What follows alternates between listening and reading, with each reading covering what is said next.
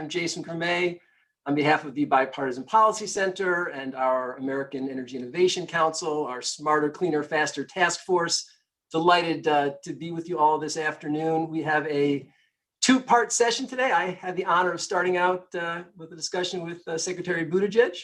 And following that, Sasha Mackler, who directs our energy program, has a panel discussion with three real experts from the business and labor community to talk about how to realize this vision of a clean energy transition. So welcome, Mayor Pete. I'm having a hard time kicking the Mayor Pete habit, but really delighted to have you with us today. So look, we got about 20 minutes. I want to talk a little bit about the BIP, right? The Bipartisan Infrastructure Plan. Want to talk a little bit about DOT's unique role in achieving the clean energy future. And then, if we have time, maybe chat a little politics. But so look, just to get us going, I say too often that infrastructure investment is the best idea that never happens. And it feels like we're really pretty close, right? We're all in. We gonna get it done? I mean, just, how are you feeling? I mean, there's a lot of details. There's not a lot of time. Like, give us a little bit of a sense of your pulse of whether and how we pull this off. Yeah, first of all, Jason and everybody with the Bipartisan Policy Center, thanks for having me. And yes, I think we can get it done. I think we have to get it done. And one of the reasons I'm excited to join you is that this is an actual bipartisan policy coming out of Washington, which is not something that we can say very often these days. But we know there's bipartisan interest, there's bipartisan impatience, there's bipartisan consciousness of the need. And I think that's why we were able to get to a bipartisan infrastructure framework. And to me, at least, it was just really encouraging to see the sight of a president walking out of that front door of the West Wing, flanked by Republican and Democratic senators, saying we have a deal, and then going into all the things we agreed that we ought to do. Now, there are reasons, very real reasons, why this hasn't happened yet, why Infrastructure Week has turned into a punchline more than once in recent years. So I'm not saying that it's easy. And a lot of the machinery and the sausage making is kind of all in full swing across these next few days and few weeks. But the bottom line is we've arrived at something that is historic, generational, meaningful, powerful. And the other thing is, often bipartisan is taken to mean smaller in terms of ambition. But this is also an incredibly ambitious deal. I think it reflects a shared ambition to do big things. So we're talking about the largest investment in our infrastructure effectively in a century, the largest investment in clean energy transmission in the history of the country, the largest investment in rail since Amtrak was created in the first place, the largest investment in public transit that we've ever had at the federal level, the largest investment in clean drinking water, wastewater infrastructure, which is a little outside my transportation lane, but warms my mayoral heart because it's so important. All of these things happening at a level that, at least in a vacuum, would be considered monumental. And I think will be remembered as monumental once we get it across the finish line.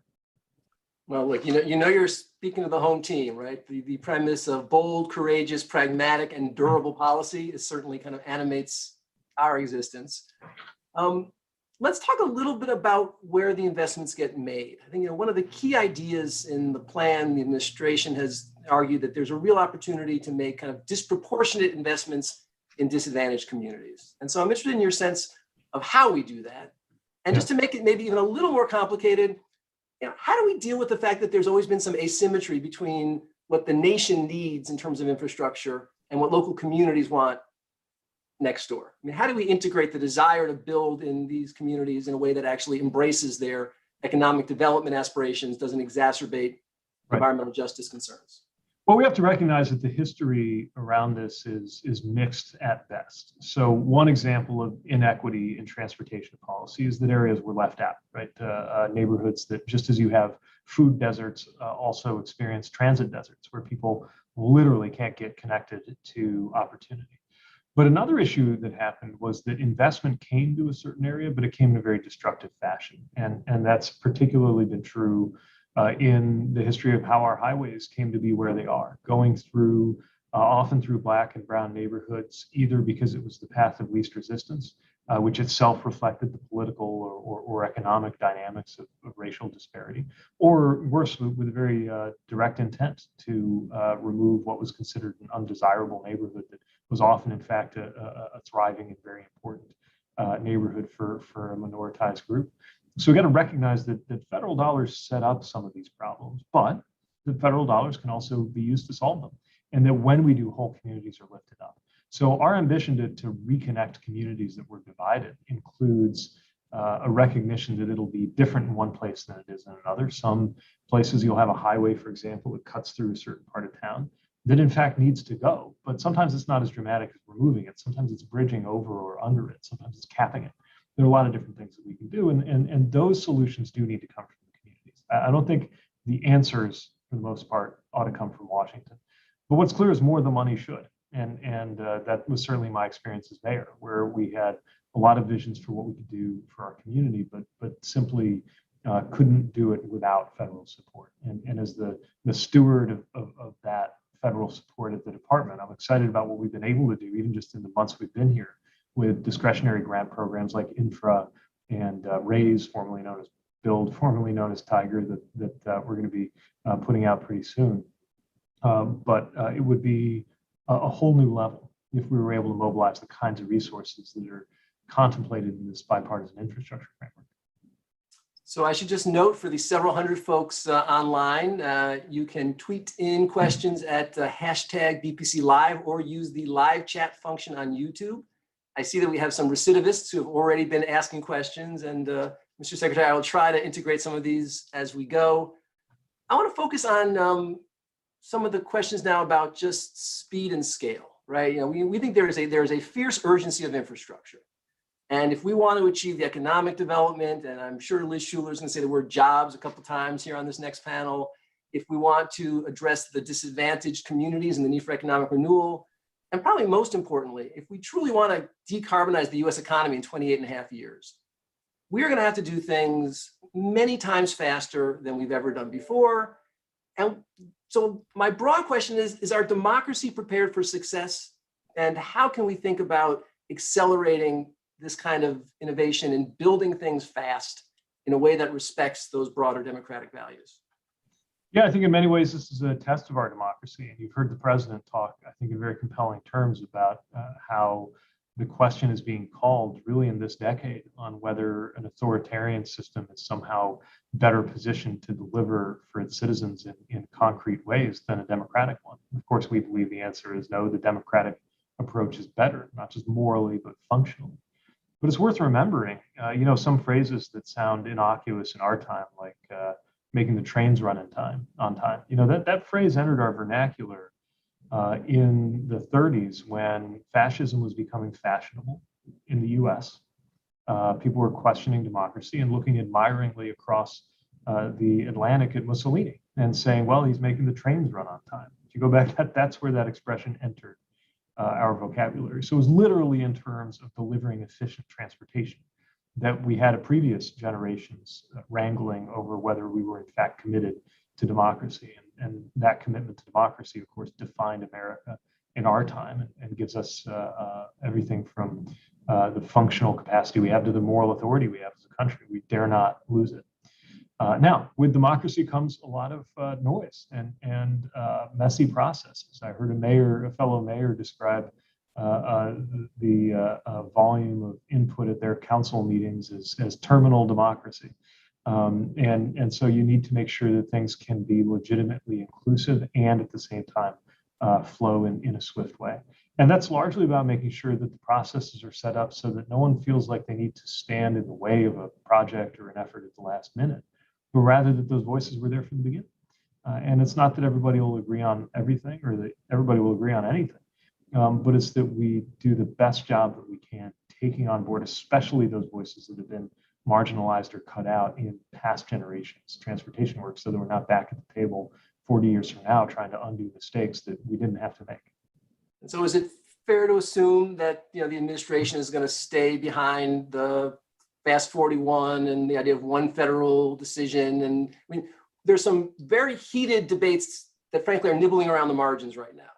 And I think when we look at the fact that the Congress seems to be in this fierce debate about whether there's a 1-year limitation on statutes after the fact or a 2-year limitation on statutes, our fear is that we're just going to blow past 2050 by 30 years. And so one of the ideas that the administration has put forth that we think is pretty compelling is the idea of using existing right-of-ways. So the electrification of transportation has been one of your key themes. I want to talk technology here in a minute, but can DOT play an important role on creating the transmission to get the clean power to the people? And how do you see that possibly evolving? We think so. I mean, look, so many of the problems we face right now, they're exquisitely interagency problems. The way these issues cut across our economy, or for that matter, cut across an individual family's life or family budget, are not as siloed as they are on the org chart of the executive branch. So, for example, to take up your question, energy and transportation are inextricably linked, and only going to be more so if we succeed in our electrification goals. Our EVs are only going to be as clean as the power that goes into them, and they're only going to work if we have a grid to support them. So when we're talking about energy transmission, when we're talking about improved water and wastewater infrastructure, certainly when we're talking about fiber and more broadband connectivity, the idea of digging once, the idea that if we're going to tear something up to put a road in, let's take care of what else we can around power, around fiber, and anything else needs to go there. It's commonsensical, but it's also very important to meeting our goals in time. And one thing I'm really proud of in this administration, and obviously this is my first time as a cabinet member, but from what I gather, this is a pretty remarkable with respect to what's been possible in the past, is the level of collaboration and organization that you do see across departments, whether it's with the Department of Energy, Labor, HUD, especially when you consider that one of the most efficient things we can do from a transportation perspective is have people live in ways where they don't need as much transportation by having transit-oriented development or well-designed cities or the right kind of land use. So of course, housing and transportation ought to be considered together. And again, families consider them at the same time, mayors consider them at the same time. Why shouldn't the federal government? And so we're trying to be very intentional about that. We think there will be a big payoff to that, given that we could be moving almost unprecedented amounts of resources through the plumbing of our respective departments very soon. All right, so for those folks who've been in the DC trenches and talk about agency engagement, let's talk a little bit about CAFE standards and EPA and DOT. And I will note that Gina McCarthy and Secretary Granholm just did that great Thelma and Louise buddy movie in a Chevy Volt. So I'm hoping maybe you and Administrator Reagan can pick this up. But a couple of questions have actually come in from some media, and it relates to CAFE. Let me see if I can just read these for a second. From Chris Knight at Argus Media. He asks, DOT this month is set to propose new fuel economy standards for cars and trucks. To what extent will the stringency of those standards depend on the amount of support Congress offers for EVs and fuel efficiency in the reconciliation bills? And Abby Smith at the Washington Examiner adds, and I'm going to summarize her question, would the administration consider setting a phase-out date for gas-powered car sales similar to other countries and states like California? So folks are interested in CAFE, Mr. Secretary. How's that going? So obviously I can't get ahead of any policy announcements, but I do want to say this. One of the reasons why CAFE is so important and why we need to make sure that there are ambitious standards, and the statute, by the way, tells us to be ambitious. Part of why that matters is no matter how good we get with EVs, there are going to be a lot of gas-powered cars on our roads for a long time.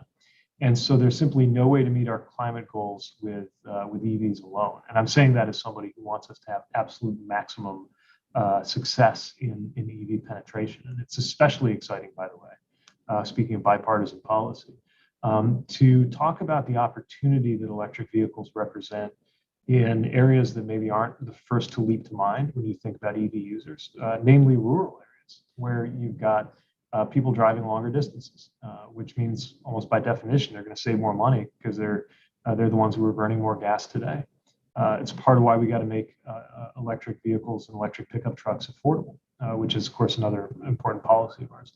But anyway, all that's to say, no matter how good we get at that, there's a lot of gas cars on the road today, and there will be, even when no gas cars are being sold, whenever that day might come, they'll still be out there.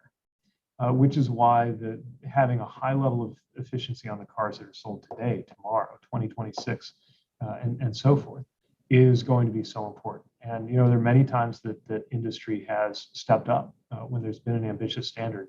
It has prompted a remarkable level of innovation on the part of industry. And we're seeking to be as straightforward as we possibly can about the policy goals here, and that fidelity to that language of maximum feasible that's in our authorization.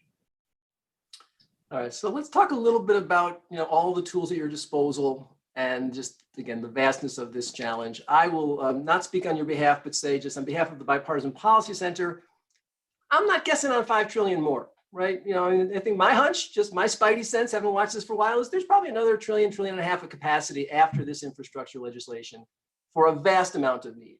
And maybe I may be off by 1 trillion, right? You don't get to say that very often.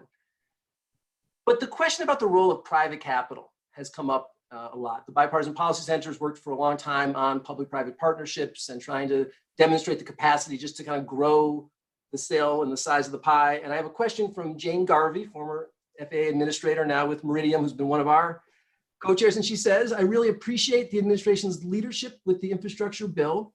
Very pleased to see an acknowledgement of the role of private sector in the president's bill. Could you elaborate on how you see the role of P3s? And I think we know that there's an assumption of maybe up to $250 billion of additional investment coming in. But this has been controversial. It's been controversial in Indiana. You've seen, I think, multiple sides of this. Just broadly, how do you see the role and the importance of private investment in shared infrastructure? Yeah, so what we know is that there is a lot of capital, a lot of cash out there looking for a place to go. And if we can mobilize that capital to solve public problems, if we can mobilize that capital to enhance the infrastructure capacities of our country, then that's a really appealing opportunity. And it's one of the reasons why I think you find that this too is an area of bipartisan attention and excitement. Now, of course, what can't work is for P3 to be used as an excuse to make an end run around important labor or environmental or other public policy goals. Basically outsourcing the responsibility for doing the right thing or trying to get around very important expectations that are written into the way we do public spending for a good reason. But you look at Europe, a lot of countries in Europe where nobody could say they're lax relative to the U.S. on labor or environmental and other considerations, and yet they seem to have been more effective than we have historically been on getting some of these P3s to deliver capital into needed efforts. And so it's why we think that it'll never replace public investment, but there are a lot of things we can do. And by the way, some things we're already doing. We have private activity bond authority right here in the Department of Transportation, and it's at capacity, and there's a lot of demand for it. So we know there are models that can work, and as long as we do it in a way that's responsible, we'll be excited to see it move forward. There are different opinions about exactly how much that leverage ratio is. How much do you actually get out of the buck that you put it on these things? But the best way to find out is to try it. And so I'm excited about some of the possibilities for what we can do in the future. We share that enthusiasm and appreciate it. A question from one of our board members, John Delaney, former member of Congress and someone who I know you know. John writes, asking about an infrastructure bank. He asks, when I was in Congress, I was a big proponent of creating an infrastructure bank to finance projects. I was pleased to see that the bipartisan deal includes $20 billion to seed a new finance authority. One of the things about my infrastructure bank idea is that it could offer an innovative and flexible product such as volume guarantees that aren't available elsewhere in the government. This could be really useful for financing electric vehicle charging stations, dynamic charging lanes. So the question is, how's the administration thinking about the new infrastructure financing authority and making sure that it has actually all the tools that it needs to be effective? Yeah, well, first of all, John, great to virtually run into you. And I know you've done a lot of work on this, and part of what we're thinking about is all of the work that's been going on really over years from you and other congressional leaders, think tank leaders, and other thinkers in this space. And we're trying to make sure that we build on that in a responsible way, because as you say, so much depends on the policy design and what features could be put into financing mechanisms, whether they're going to go by the name of an infrastructure bank or not. What we know is that we can find new ways to create opportunity and to get that leverage. Now, we're also in a historically low interest rate environment that changes the math on some of this. And so we need, for example, when I was mayor, we had an enormous capital need related to our wastewater.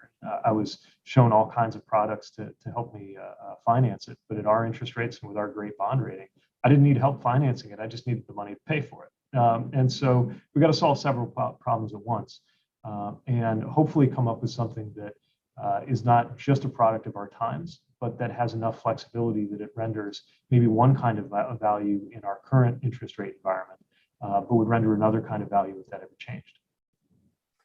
So we got about 5 minutes left, and I want to start to talk a little bit about, the politics of how we pull this all together. I think it's been our sense that there's a really interesting new coalition around this idea of building cleaner and building faster. So the Bipartisan Policy Center have been working very closely with the Chamber of Commerce and building trades and others, trying to show the strength of that coalition. So I have an opportunity to thank you. Of course, this being Washington, I will do it in a way that also advances our agenda and is slightly self-promotional. But this is simply to say that we have a coalition of about 300 groups. They have just sent a letter to you which says, we congratulate the bipartisan group of 21 senators in the Biden administration on reaching an agreement and the Problem Solvers Caucus for endorsing the agreement to invest $1.2 trillion, including $579 billion in new spending. With its significant and well-targeted investments in surface transportation, transforming electric vehicle infrastructure, expanding access and improving affordability of broadband internet, and more, the bipartisan framework is consistent with the goals put forth by the Build by the 4th of July coalition. And I just point out that there are dozens of chambers of commerce, the National Wildlife Federation, National International Auto Dealers Association, state transportation officials, broad-based groups. So that's the good news. The bad news is the math is still tough, right? There still needs to be at least 10 Republican senators. And it's going to be a long and hot August recess. I think there's a little bit of a memory of the Affordable Care Act summer that is starting to percolate a little bit in people's anxiety. So, just among friends, right? So how's it looking with that? Let's say you need a dozen Republican senators, right? What's the process of making that happen? What should happen in community? What can people do to make the case that this is actually in the interest of the national future? Well, first of all, I appreciate the supportive words. Those are music to my ears, and they reflect the fact that there is such excitement about this. I mean, again, not very often you have Republican and Democratic senators in today's Washington, business and labor, all and environmental groups, and so many others, counties, mayors, governors, again, both parties, excited about what we're potentially about to do here. As you say, the math is, Washington math is strange. Sometimes 2 + 2 = 3 around here. You have things that are overwhelmingly popular on both sides of the aisle across every zip code in America except Capitol Hill for some reason. And so we have to work through that. I think the biggest threat to this is politics. Some decision that it would be politically advantageous to fail.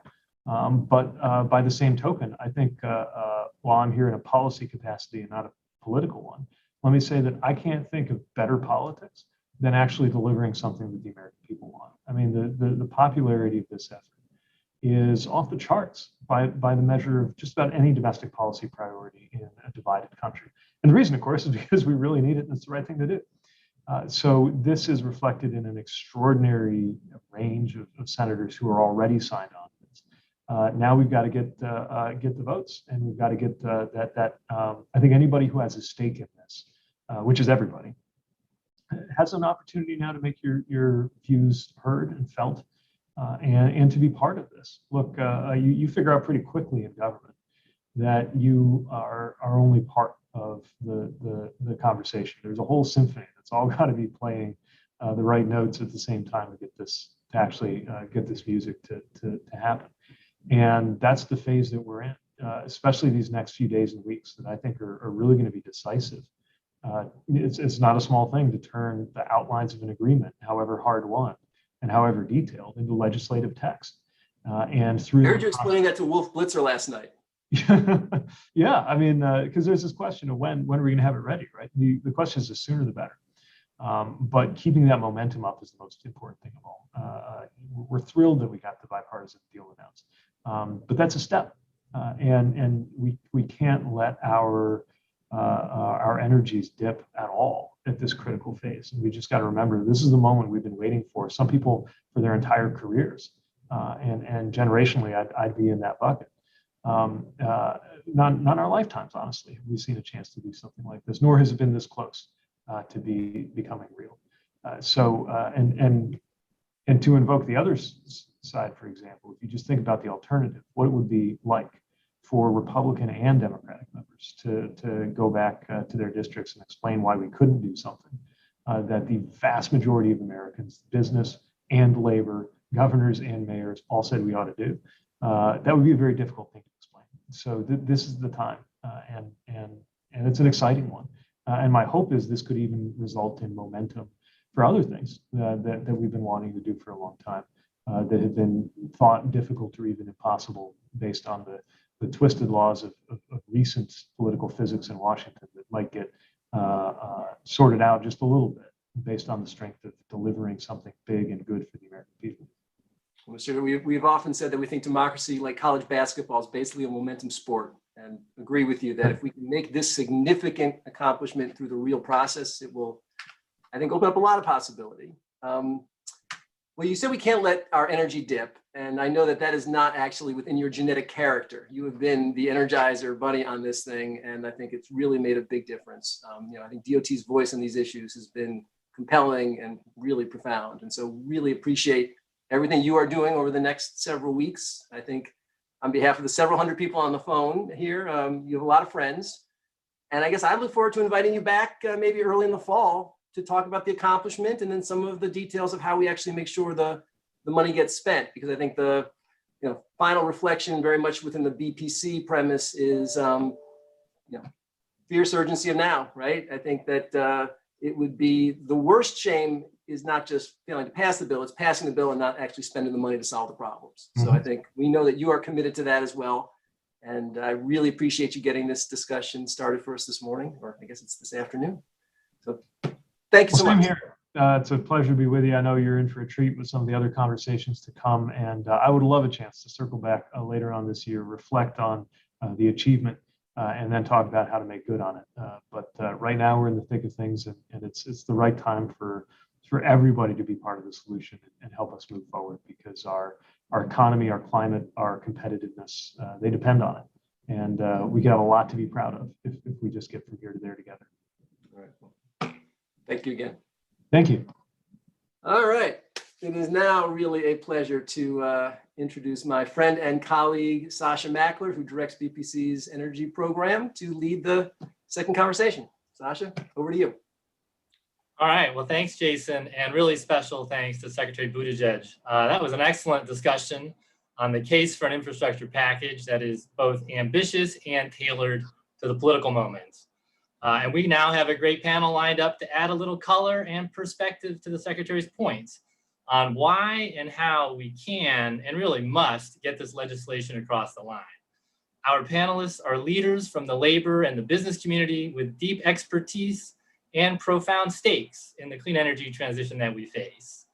The American Energy Innovation Council is a BPC project that has worked for more than a decade, focusing on the commercial imperative and the public partnership needed to advance the clean energy revolution that can position our nation for continued economic leadership in the century ahead while delivering enormous environmental benefits in the race to address climate change.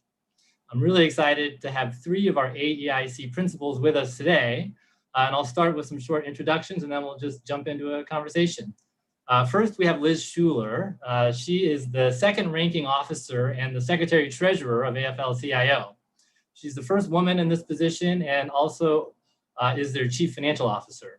Liz has lots of experience on energy issues and leads initiatives on the clean energy economy, the future of work, workforce development, and empowering women and young workers.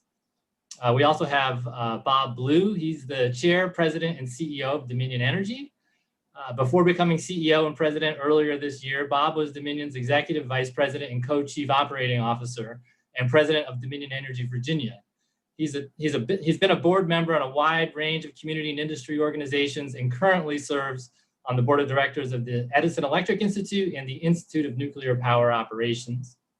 And finally, we have Toby Rice. He is the president and CEO of EQT, which is the largest U.S. natural gas producer. They made some news recently when they announced a commitment to achieve net zero Scope 1 and Scope 2 greenhouse gas emissions in their production segment by or before 2025, which is something I'm sure we'll learn a little bit more about today in the conversation. I'm really looking forward to this conversation, and I'll start with a couple of quick questions to each of you, and then we'll dive in together.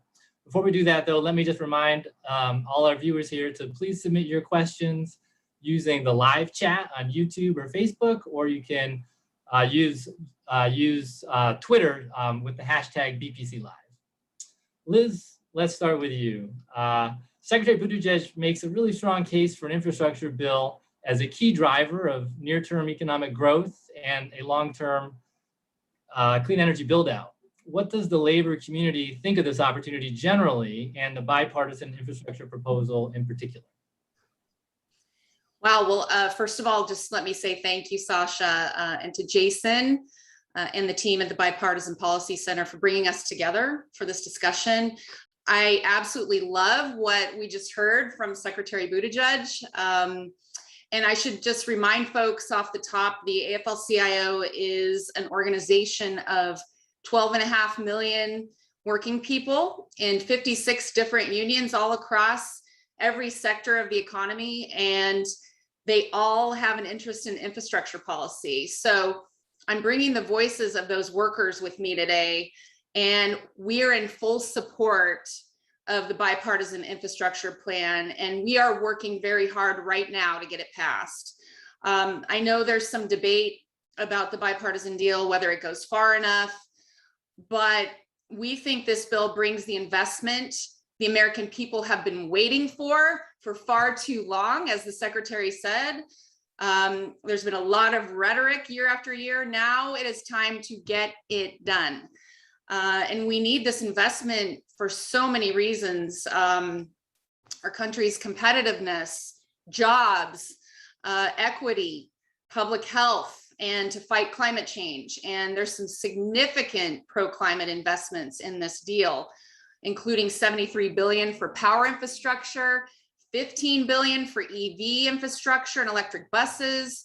It also has, I think it's $47 billion dedicated to resilience. And let me just say, we need obviously to be thinking about how we withstand the effects of climate change. If you've been paying attention to the news, it should be obvious that we need to invest in resilience. I'm from Portland, Oregon. You probably saw in the news last week, the extreme temperatures in the last few years, the fires, every bit of it tied some way to climate change. And those systems were not designed for the extremes. And there were power cables that were melting in the 115-degree heat, right? That's not what they were built for. So we applaud the money in this deal for resilience, which is needed all across the country. And then add in the huge investments in clean water, environmental remediation, broadband, transit. These are significant climate equity and economic justice benefits. And the jobs that will be created, yes, Jason, if you're counting the number of times I say the word jobs, this is number 2. These are all important wins for the American people. But just to tie a knot on it here, I want to be clear, though, that we need the rest of the American Jobs Plan and the American Families Plan to pass in reconciliation. And so we're mobilizing our members on the ground now to push for that as well, because the social infrastructure is needed now more than ever. As we've seen, it's woefully inadequate, and we need to make those critical investments that would have a huge impact on working families. Thanks, Liz. I can feel your enthusiasm through the through the video here. Bob, let's turn to you next. The electric industry really is the linchpin of a future net zero economy. And Dominion has been a leader investing in vehicle electrification and offshore wind. How do you see these priorities positioning Dominion for the energy transition, and how would a new infrastructure package support your plans? Yeah, well, good afternoon, Sasha. Thanks to you and Jason and the Bipartisan Policy Center for allowing me to participate on the panel today. Great to be with Liz and Toby to talk about some of these issues. Obviously, our industry is at the center of much of what is going on in terms of decarbonization. The electric utility industry, and I should say Dominion we're a electric and natural gas company. state regulated. We deliver electricity and natural gas to 7 million homes and businesses from the Rocky Mountains to our headquarters state of Virginia. And so that business is very much part of this decarbonization narrative that we've been talking about. And for us, we start with a net zero commitment by 2050. Our industry, the electric industry, has reduced its carbon emissions 40% since 2005. Our company's done a little better than that, 50% since 2005. We expect to get to net zero by 2050. That's going to take a substantial amount of investment, starting with an increased investment in renewables. We are building the largest offshore wind farm off the coast of the US in federal waters, 27 miles off the coast of Virginia Beach. It's a 2.6 gigawatt project that will serve 650,000 homes and businesses when it is complete by the end of 2026. It's that kind of investment in wind and in solar. And by the way, continuing operating our nuclear facilities, which are the only baseload non-emitting sources of electric generation that exists today. That's going to allow us to meet that 2050 goal. There's going to be a lot more that we have to do besides investing in renewables. We're going to need to upgrade our grid substantially as well. And you've heard some conversation about that already. And then we also believe that we can help, and we're going to be critical to continued expansion of electric vehicles.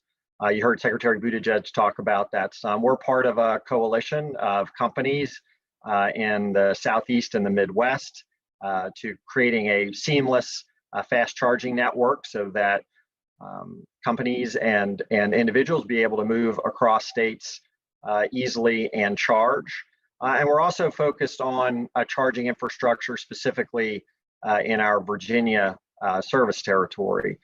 We have a pilot project, we call it a smart charging pilot project, where we're going to be providing rebates for multifamily housing, for workplace charging, as well as building our first company-owned DC fast charging station. So all of this, we think, will allow us to help decarbonize the electric sector, which today produces the most greenhouse gas emissions of any sector of the economy. So we think building out renewables, helping with EVs will all allow us to help move forward with this clean energy transition.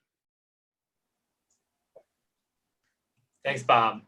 See if we can circle back to a theme that both Bob and Liz each brought up, which is the intersection of labor and clean energy. And it's really notable to me that Dominion and its partners are building the first Jones Act compliant vessel to support the U.S. offshore wind industry. And I guess my first question to both of you is this infrastructure? Seems like a really big deal. And I'm wondering what other supply chain investments or innovations are needed to realize the potential of U.S. offshore wind? Well, I'll jump in. I'll jump in if that's all right, Liz. It certainly seems like infrastructure to me. And all of what we're talking about in terms of adding renewables in the clean energy transition, and Liz and I have discussed this in forums like this before, are opportunities we believe to create good, high-paying jobs here in the United States. So take our offshore wind installation vessel, which is being constructed in Brownsville, Texas. That's 1,000 jobs associated with that project. And the supply chain opportunities are substantial. So I happened to have an opportunity a couple of weeks ago to be with Secretary Granholm and Senator Manchin in West Virginia as they discussed clean energy and centered on the fact that the steel for our ship, some of it's coming from West Virginia, from a union shop in West Virginia. So the supply chain beyond the specific projects, I think, presents great opportunities. And I should say the offshore wind farm that we're building, we've announced that we're going to do with project labor agreements for all the components of it that we think are possible to do. And we've been in conversations with Liz and her colleagues on that. So fundamentally, whether that ship is infrastructure or not, it is jobs. There is no doubt about that. And it's going to enable quite a bit of infrastructure up and down the East Coast. And so we think that's a great opportunity for clean energy, and it's a great opportunity for the American economy. Yes, absolutely. I would agree 100% with what Bob said. It is a big deal that Dominion is first to commission a Jones Act compliant ship. But I would say it's not surprising because, you know, Dominion is the one who stepped up because they have always had good labor relations, right? And they can see the value of what this would mean to the industry. And I just want to thank Bob for his leadership because he sees that investing in a highly skilled, highly trained union workforce is a value add, and it's a smart business decision. But I would say the offshore wind industry is a top drawer example, and Bob alluded to this, of how labor and management can work together to create a high road, high wage strategy for the entire sector, so that this promise that we hold out there of a clean energy future is actually growing good jobs and is benefiting everyone.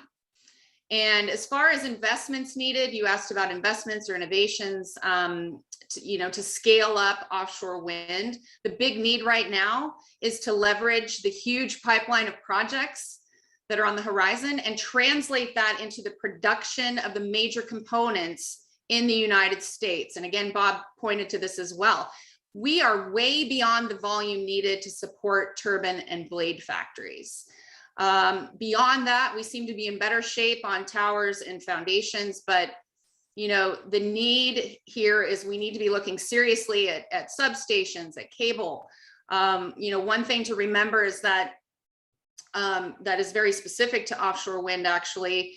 The turbines are so massive that if we can produce the major components here in the United States, the bill of materials is stupendous.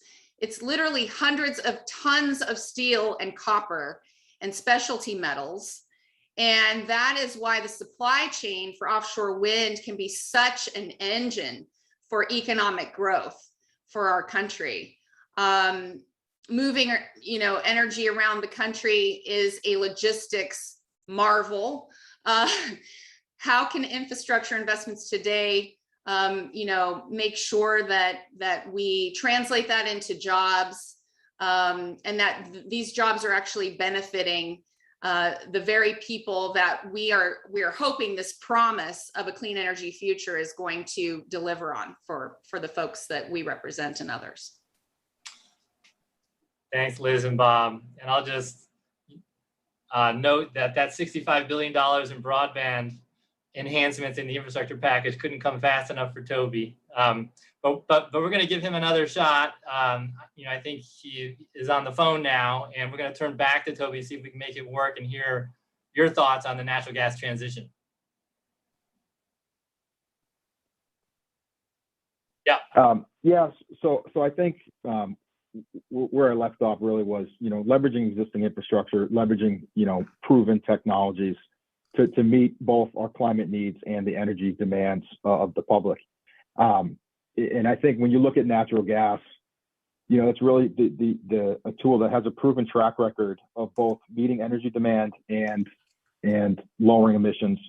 When we look at, what took place from 2007 to 2020, we increased natural gas demand by 20%, increased natural gas consumption for our power grid by 20%.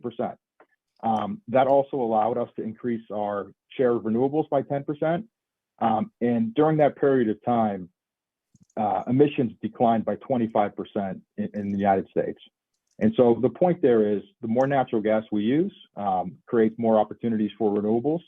And also, combined is going to be the key to lowering emissions. Now, this creates a really amazing opportunity for us when we think about making an impact on lowering emissions. People are surprised to realize that almost 20% of our power comes from coal in the United States right now. That's a tremendous opportunity for us to continue this track record of success with natural gas. of lowering emissions, and that would translate to an increase of 20 BCF a day of potential natural gas demand. That is something that our industry is prepared to do and has shown the ability to scale to meet the energy needs. And I think when you look at climate change and being leaders in influencing what's taking place in the world, tremendous opportunity. And you step back and you look at the power grid around the world, over 35% of our power in the world comes from coal. That is the equivalent of an incremental 175 BCF a day of natural gas demand. Doing things like this would have the impact of cutting emissions from the power grid in half. Now that's meaningful. It's something that's scalable. And I think when we're talking about solutions going forward, we need to think about solutions that are low cost, reliable, and clean, and things that can scale. And natural gas is certainly has a track record of doing that. What we're doing at EQT, in addition to providing a low cost form of energy, we do think one thing that's really special about natural gas is the fact that this is a hydrocarbon that can be transformed into a decarbonized form of energy. And we're talking about using natural gas as a feedstock to produce hydrogen, and there are pairing that up with our wellbores that are depleted, those can serve as carbon sinks. So not only do we have a low cost form of natural gas to be a feedstock for hydrogen, we also have a home to store the carbon. And that is going to be the hydrogen economy is something that we're really excited about, and we're on our way of developing pilots to start allowing that to have an impact on a larger scale. Thanks, Toby. And it's good to hear you loud and clear, even if we can't see you. Let me remind everyone that you can ask questions in the YouTube chat or through Twitter at the hashtag BPC Live. We do have a few questions that are starting to come in, but maybe before I turn to those, I'll ask Liz to build on that natural gas question. I know the AFL is also deeply involved in these issues and was wondering what your views are with respect to industrial emissions and a healthy and competitive manufacturing sector, and how do we decarbonize that part of the puzzle? Well, I'll just say that labor is still very bullish on natural gas. We think it's a fuel that can be used while we're reducing and eventually eliminating emissions. The industry, can and should tighten its practices, whether it's production, transmission, eliminating methane leaks, minimizing criteria pollutants. These are becoming expectations for the natural gas sector.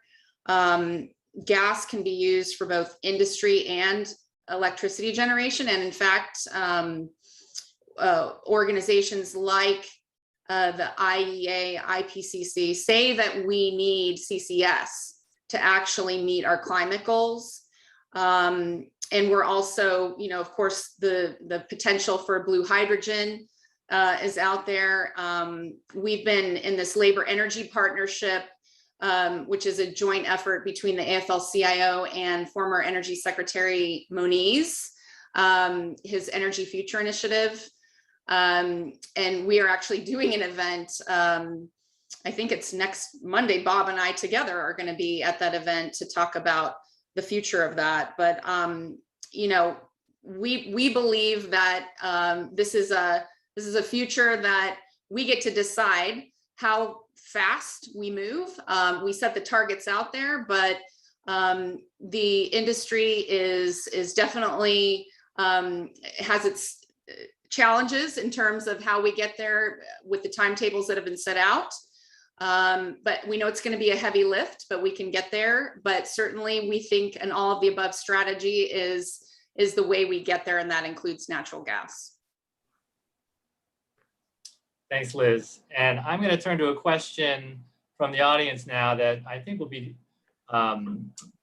directed to Bob and to Toby. And it's from Michael Simons, and he's asking, what is the role of renewable natural gas in the green transition, and can it be scaled? I don't know, Bob, if you have a view on that.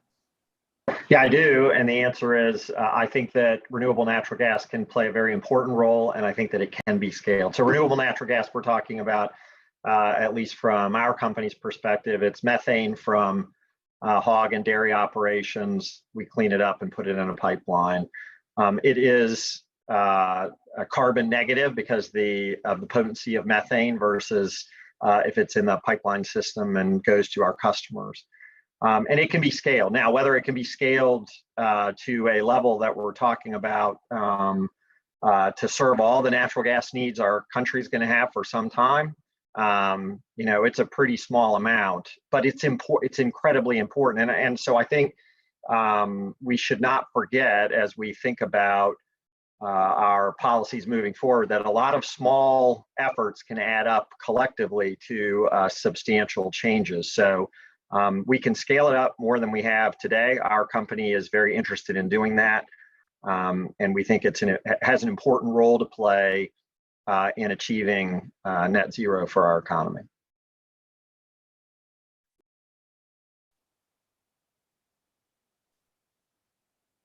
Our family has an investment in which is going to translate into one of the largest renewable gas businesses in the country. One of the biggest issues in everything Bob mentions about renewable natural gas being carbon negative is great. The issue with renewable natural gas is scale. From our work, we see about a BCF a day of potential renewable natural gas that can be captured. And when you compare a BCF of gas a day to the 95 BCF a day that we use for natural gas, it just shows that the difficulties there. While it's a great product, it doesn't have we don't believe it has the scale to meet the energy needs of our industry.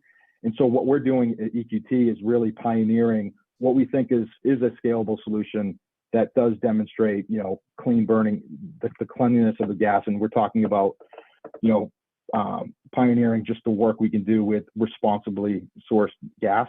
And this is, really identifying the production that's coming with the lowest form of emissions. Everything that Liz mentioned about methane emissions gets taken into account. And one thing that's really exciting to know is that in Appalachia, where EQT is producing along with our peers, we're producing at emission intensity levels that are the lowest, not only in the country, but around the world. And so we've got a great source of really responsibly produced gas here in the United States. And it can be a tool, and we're working to get that certified so that our utility customers have confidence that they they have other alternatives to show that they're getting, gas that's produced as cleanly as possible. Yeah, thanks for that. I guess the broad insight there is all the low carbon molecules are welcome, and we're going to try to scale them all as fast as we can. I know we're just in the last few minutes here of the conversation, so we'll need to be brief with this final question, but I wanted to wrap up with a little bit of a political focus. At the BPC, we're quite optimistic about the chances for this bipartisan package to actually make it across the finish line and get to the president's desk. There's going to be a lot to love. There's going to be some things that people won't like, but what I'm wondering here is, do you all agree that this is possible and that we should get it done? Liz, let's start with you. Absolutely. We believe it, and it's going to be critical to get it done. We think we can get it done. As was said earlier, I think the secretary himself said that the American people want infrastructure investment. This is the most popular piece of legislation. We have a bipartisan proposal right in front of us. The country needs it.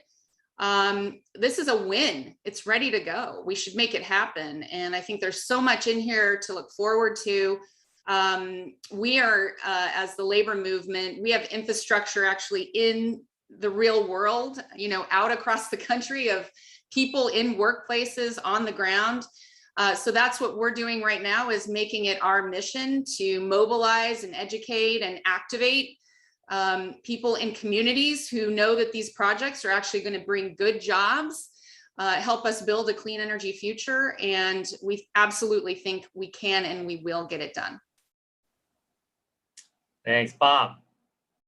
I'm about as good at political prognosticating as I am March Madness brackets, which is to say bad. So I'll leave the prognostications to others, but I'll say we believe that this framework is important, a very important step in moving our nation's infrastructure forward, and we'd like to see it get across the finish line. Thank you. Toby, last word. Sure thing. I think, you know, one of the biggest things that I think we all need to be focused on and dealing with any solutions is finding sustainable solutions to address these issues. And when I talk about sustainable, I'm not just talking about from an environmental perspective. We're talking about, you know, profitable solutions as well. So, you know, we're certainly, I think everybody agrees that there's a significant amount of infrastructure that needs to get built, and we think it's great for the government to help facilitate that. And I just hope that everybody keeps in context, you know, looking for sustainable infrastructure that will create sustainable jobs, sustainable energy to meet the energy demands and climate issues that we have in front of us. All right. Well, I think we will have to leave it there for now. Great discussion. Let me thank the panelists for taking the time to share your perspectives with us. And, you know, I also want to say that we're super grateful for Secretary Buttigieg to have spent his time with us today. And we do look forward to reconvening this group sometime in the fall to talk about how we actually implement this agenda. So thanks everyone for your time today.